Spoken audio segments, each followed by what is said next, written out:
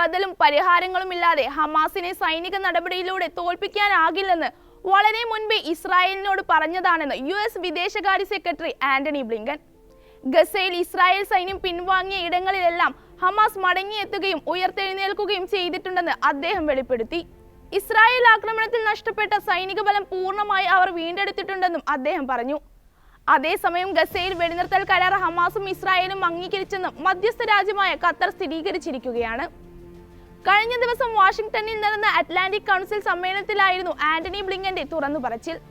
കൃത്യമായ ബദലോ സംഘർഷാനന്തര പദ്ധതികളോ ഫലസ്തീനികൾക്ക് വിശ്വസനീയമായ രാഷ്ട്രീയ പരിഹാരങ്ങളോ ഒന്നും മുന്നോട്ട് വയ്ക്കാതെ ഹമാസിനെ സൈനിക നടപടിയിലൂടെ മാത്രം തോൽപ്പിക്കാനാകില്ലെന്ന് ഞങ്ങൾ ഇസ്രായേൽ ഭരണകൂടത്തോട് വളരെ മുൻപേ പറഞ്ഞതാണ്.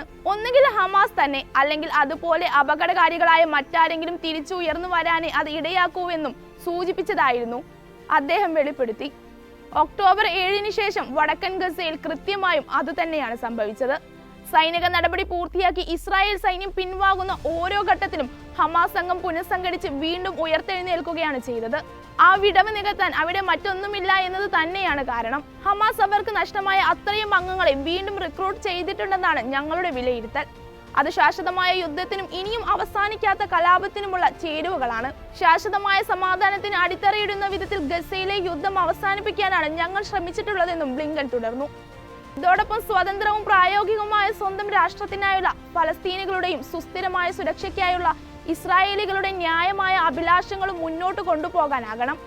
സംഘർഷം ആരംഭിച്ച് 1 മാസം പിന്നിടുന്ന ഘട്ടത്തിൽ ടോക്കിയോയിൽ നടന്ന G7 വിദേശമന്ത്രിമാരുടെ യോഗത്തിൽ നേടിയെടുക്കാനുള്ള ലക്ഷ്യങ്ങൾ ഞങ്ങൾ അവതരിപ്പിച്ചിരുന്നു. ഗസ ഇനിയൊരിക്കലും ഹമാസ് ഭരിക്കരുതെന്നും ഭീകരവാദത്തിനോ മറ്റ് ആക്രമണങ്ങൾക്കോ താവളമാകരുതെന്നും അതിൽ വ്യക്തമാക്കിയിരുന്നു. ഫലസ്തീൻ അതോറിറ്റിക്ക് കീഴിൽ വെസ്റ്റ് ബാങ്കും ഗസയും ഒന്നായുള്ള പുതിയ ഫലസ്തീൻ ഭരണം വരണമെന്നാണ് മറ്റൊന്ന്. ഗസയിൽ ഇസ്രായേൽ സൈന്യത്തിന്റെ അധിനിവേശം അവസാനിപ്പിക്കണമെന്നും അവിടെ ഉപരോധം ഏർപ്പെടുത്താനോ വിലക്കേർപ്പെടുത്താനോ പാടില്ലെന്നും ഗസയിലെ ജനങ്ങളെ നിർബന്ധിച്ച് കുടിയിറക്കരുതെന്നുമെല്ലാം നിർദ്ദേശങ്ങളിൽ ഉണ്ടായിരുന്നുവെന്നും ആന്റണി ബ്ലിങ്കൻ പറഞ്ഞു. എന്നാൽ ആ ലക്ഷ്യങ്ങളൊന്നും ഒറ്റയടിക്ക് കൈവരിക്കാനാകില്ലെന്ന് ഇപ്പോൾ വ്യക്തമായിരിക്കുകയാണ്. ഇസ്രായേലും ഹമാസും തമ്മിൽ 6 മാസത്തെ വെടിനിർത്തൽ പ്രഖ്യാപിക്കുകയും ബന്ദികളെ തിരിച്ചെത്തിക്കുകയും ഫലസ്തീൻ തടവുകാരെ മോചിപ്പിക്കുകയുമാണ് ആദ്യഘട്ടത്തിൽ നടക്കേണ്ടത്. ഗസയിലേക്ക് വേണ്ട മാനുഷിക സഹായങ്ങൾ എത്തിക്കുകയും വേണം.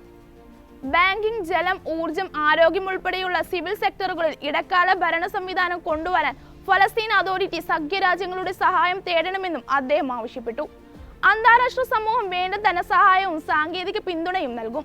UN ഉദ്യോഗസ്ഥരുമായി സഹകരിച്ചു വേണം പ്രവർത്തനം. സൈനിക ശേഷി വീണ്ടെടുക്കാൻ ഹമാസിന് അവസരം നൽകാത്ത തരത്തിൽ അതിർത്തിയിലെ സുരക്ഷ വർദ്ധിപ്പിക്കണം. ഇതിനായി ഫലസ്തീൻ അതോറിറ്റി സൈന്യത്തെ പരിശീലിപ്പിക്കാനും സജ്ജരാക്കാനും സഖ്യകക്ഷികൾ സന്നദ്ധത അറിയിച്ചിട്ടുണ്ടെന്നും അദ്ദേഹം വെളിപ്പെടുത്തി. വടക്കൻ അതിർത്തിയിൽ ഏറെക്കാലമായി അസ്ഥിരമായ സാഹചര്യത്തിലൂടെയാണ് ഇസ്രായേൽ കടന്നു പോകുന്നതെന്നും ബ്ലിങ്കൻ സമ്മതിച്ചു. ലിത്താനി നദിയുടെ തെക്കൻ പ്രദേശങ്ങൾ ഉൾപ്പെടെ ലബനാന്റെ വലിയൊരു ഭാഗവും ഹിസ്ബുള്ളയാണ് നിയന്ത്രിക്കുന്നത്. ഒക്ടോബർ 7-ന് ശേഷം ആയിരക്കണക്കിന് മിസൈലുകളാണ് ഇസ്രായേലിന് നേരെ അവർ അയച്ചത്. ഇസ്രായേലികൾക്കും ലബനാനിലുള്ളവർക്കും മുന്നിൽ ഒരുപോലെ അതീവ ഗുരുതര സാഹചര്യമാണിത് സൃഷ്ടിക്കുന്നത്. ഹിസ്ബുള്ളയുടെ ഭീഷണി കാരണം വടക്കൻ അതിർത്തിയിലുള്ള 70,000-ഓളം ഇസ്രായേലികൾക്ക് വീടുകൾ ഒഴിഞ്ഞു പോകേണ്ടി വന്നെന്നും ആന്റണി ബ്ലിങ്കൻ ചൂണ്ടിക്കാട്ടി.